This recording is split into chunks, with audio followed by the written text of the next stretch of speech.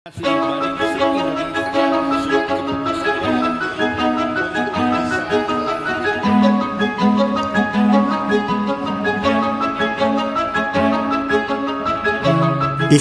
Nursi, pengamat politik dan ekonomi, berbicara soal benturan peradaban seperti yang dikupas Samuel Huntington pada era 90-an.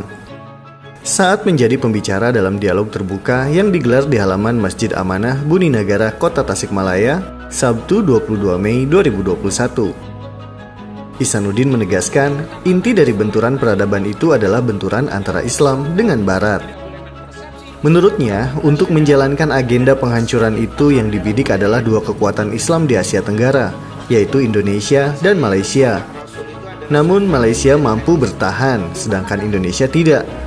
Indonesia ambruk dikarenakan banyak pengkhianatnya. Kalau Malaysia bertahan, Indonesia ambruk. Pak, saya di panggung kekuasaan saat itu.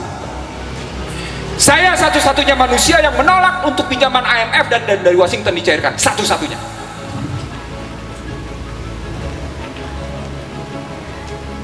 Ini sejarah, Pak. Saya tidak sedang menunjukkan siapa saya. Buku saya lengkap soal ini, Pak. Tentang sejarah bagaimana Indonesia ditindas. Betapa Indonesia begitu banyak pengkhianatnya. Termasuk yang namanya mereka yang bergelar, maaf ya, subhanallah, astagfirullah, yang bergelar kiai.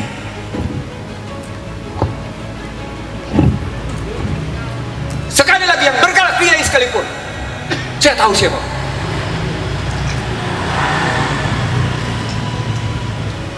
Buku saya menceritakan itu, bangsa terbelah. Sebagian orang tidak saya sebut, tapi dialah yang antara lain kaki tangan pengkhianat. Dipukullah Indonesia 97, ambruklah Indonesia. Habis ngakor-karuan, saya bilang saat itu, kekuatan Indonesia cuma tinggal dua, TNI dan umat Islam. Cuma dua. Itu kajian saya 97-98, bukan sekarang. Dipukul TNI-nya, kembali ke barak dengan istilah reformasi TNI, balik dia ke barak. Berarti cuma tinggal Islam. Di markas FPI saya bilang, jalan Pak, saya pembicaranya. Di markas FPI saya bilang, umat Islam akan masuk ke dalam ajang adu domba. Dan nikmati sekarang kita diadu domba dengan kalimat Islam Nusantara, Ahmadiyah, dan macam-macam. Ini punya relasi dengan cerita dari 97 ke playing victim, jatuhnya WTC, diserangnya Irak, dan kemudian penggunaan senjata biologi sampai akhirnya sekarang. Dalam kesempatan ini, Ihsanuddin menyebutkan untuk keluar dari kemelut masalah yang membelit Indonesia selama bertahun-tahun, solusi yang harus dikedepankan adalah kejujuran dan konsistensi dalam menjalankan aturan-aturan agama. Ia menegaskan, selama pejabat dan masyarakatnya tidak jujur, Indonesia tidak akan bisa menyelesaikan masalah. Dan satu hal yang tak kalah penting namun sering dilupakan adalah soal riba. Menurutnya, agar Indonesia bisa keluar dari kemelut masalah adalah berhenti melakukan praktik riba. Hampir seluruh dunia tidak ada yang tidak terkena riba. Pak, kalau riba itu gimana konstruksinya? Baca aja sendiri 275, 279 Al-Baqarah, Pak. Buka sendiri, silakan. Bapak-bapak mau balik kan? Ibu-ibu mau balik, buka sendiri, silakan. Tapi poinnya adalah hebatnya Yahudi mendikte habis-habisan umat Islam seluruh dunia. That is COVID-19.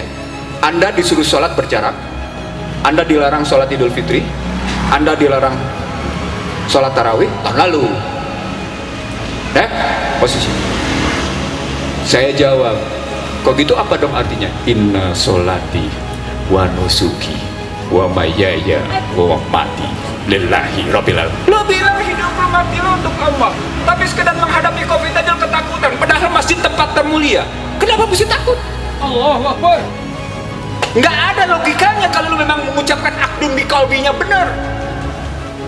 Pak, saya bilang sama Anda, saya begini sejak awal COVID. Mau nggak percaya? Buktikan. Silakan buka di online, di Suara Surabaya Net dan Rakyat Merdeka Online. Corona dan perang ekonomi. Sudah saya bilang, ini perang industri farmasi. Bego, cuman gua nggak bilang aja bego. Ujungnya nanti perang kripto. Lu mau didikte lo, Yahudi lagi kalah sama Cina, lu dijadikan alat. Tapi selain dia pukul Cina, dia pukul juga Islam sekalian.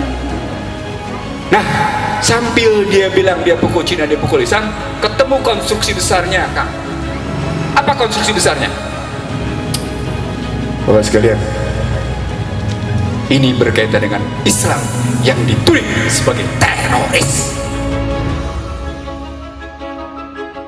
Demi alif tak kutemukan ba. Ya Rob, tak ada hitungan berkah yang ingin aku pinta kecuali mu, kau yang hari ini dan esok bukan angka-angka mengampuniku. Sebelum jasadku lebur jadi tanah, jadi air, jadi api, jadi angin, izinkan aku menyebut nama keakbaranmu ya